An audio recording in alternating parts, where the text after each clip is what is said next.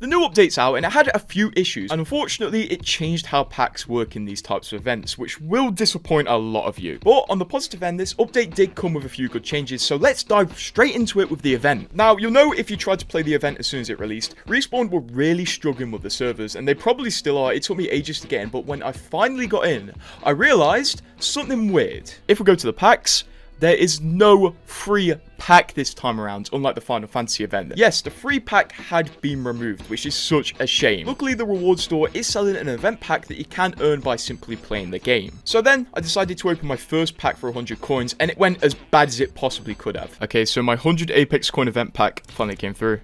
Oh, wow. It's a bit broken. Yeah, okay. Oh, okay. Yeah, guess we're not opening that pack, actually. I got the Horizon skin. When I logged back in, I realized something weird as well. There is no event store, so you can't buy bundles of skins much like the Final Fantasy event, so the only way to physically get skins is gambling for them. That is the only way now. After this, I decided to open a second pack because the second one is only 100 coins as well. 100 AC is a steal. It's not free. Oh, damn. Oh, yeah, that's actually the two legendaries I really wanted. And you can see how well that went. So these events have literally got less consumer friendly. There's no store to directly buy skins, and also you don't get the free pack. Luckily, you can still craft packs though, as I was worrying they would remove this. But we can't complain about the event all video, you've heard it all, so let's go on to the actual cool stuff in this update, because it was a major Apex update. Well, not to start off negative, but for some reason, a lot of people's ranked badges have been reset, and yours probably have. I think it is everybody. My Season 12 Masters badge, yes, believe me for that, was reset to a bronze. Ironically, that's probably the level of most Season 12 Master players. This is one that will definitely be fixed in due time though. Also, there's a brand new lore comic in the game right now, which honestly, I'm not going to spoil too much, because it's one of the best comics I've ever seen, and Titanfall fans, well, I mean, if you're one of the Titanfall fans who likes Apex, will probably really enjoy this. So definitely check that out, although I will be making a video on that at some point, so subscribe if you want the lore recap. You can actually get shortcutted to this lore thing by pressing the Titan battery in the menu, which is a nice little callback to Titanfall. Hint, hint. Also, while loading into a game, I did notice that the Marvin had a special animation, which I think is rare. The reason I think it's rare is because in the Inner Beast event, there was actually a Prowler animation, which I tried for hours to get and couldn't get it, so maybe I just got a rare animation. Here's a big change for the Wraith fans out there. Remember at the start of the season, they broke the Wraith spam inspect animation and made it look like this. I mean, be serious for a moment, that's not good at all. Well, luckily, now it is fixed, so you can spin to your heart's content. Also, in the firing range, I checked out a brand new perk, which is definitely really interesting, and I like the idea of Respawn adding new perks as we go on. Basically, it's for Lifeline, and it allows a dock to exist in the world pretty much constantly. It's called Tactical Cooldown Plus, and it lowers the cooldown of dock that much that allows you to have a dock pretty much always out in game, which is very good, especially if you're kind of getting barraged by enemies and you can't be bothered to waste all of your syringes. This new perk definitely makes up for the recent care package changes that did affect Lifeline inadvertently. Also, we got a brand new perk on Ballistic as well. His new perk actually exists at level 3 and it's called Speedy Whistler, so now anytime you hit somebody with the smart pistol, it gives you a tiny bit of a speed boost, basically the Bangalore passive speed boost. You can even see her icon on it. This definitely gives Ballistic a bit more movement potential and makes him a bit more aggressive.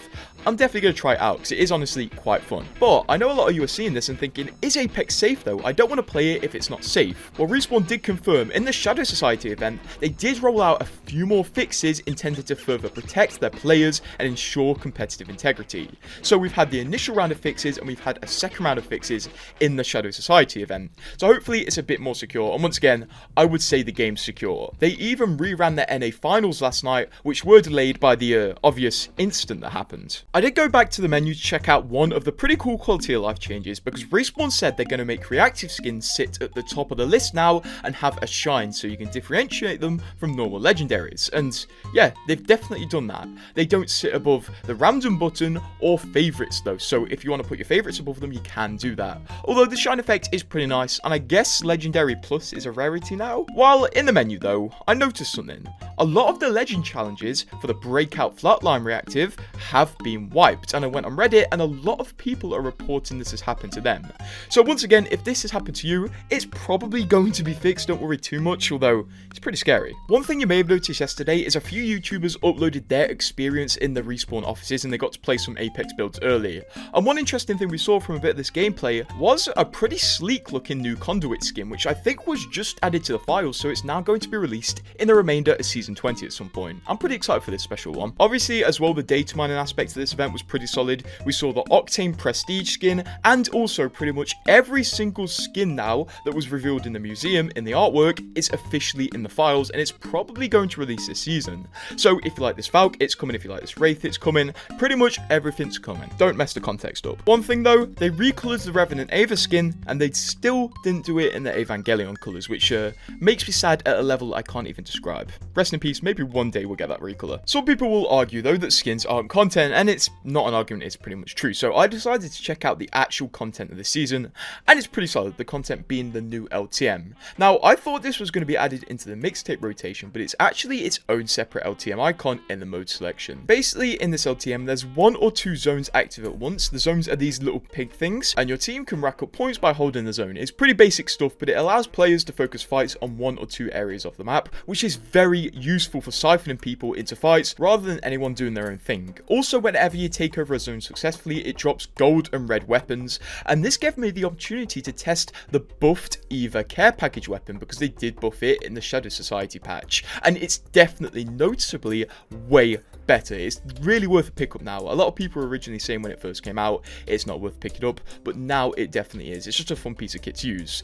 Overall, this mode's really fun actually. It's probably like an 8 out of 10. I'm not sure about the replayability factor, but this would make a great addition to mixtape one day. And hey, you know the fact I was talking about people losing their rank badges? Well, if you're lucky enough, you may just gain one. There's been posts from people who weren't even playing back in Season 14 who have managed to get Season 14 master badges, and there's even been reports of people getting prep badges when they're not meant to get them. So while I imagine there are going to be a few people who want this glitch fixed, there's going to be some who are like, no, don't fix it, let me keep that prep badge. Although, quickly moving back to the true content of the game, skins, I found something pretty interesting out about the Apex artifacts, and I think Respawn have a big plan with these, because I checked the info page for the event, and it said the Cobalt Guitar may return in the future.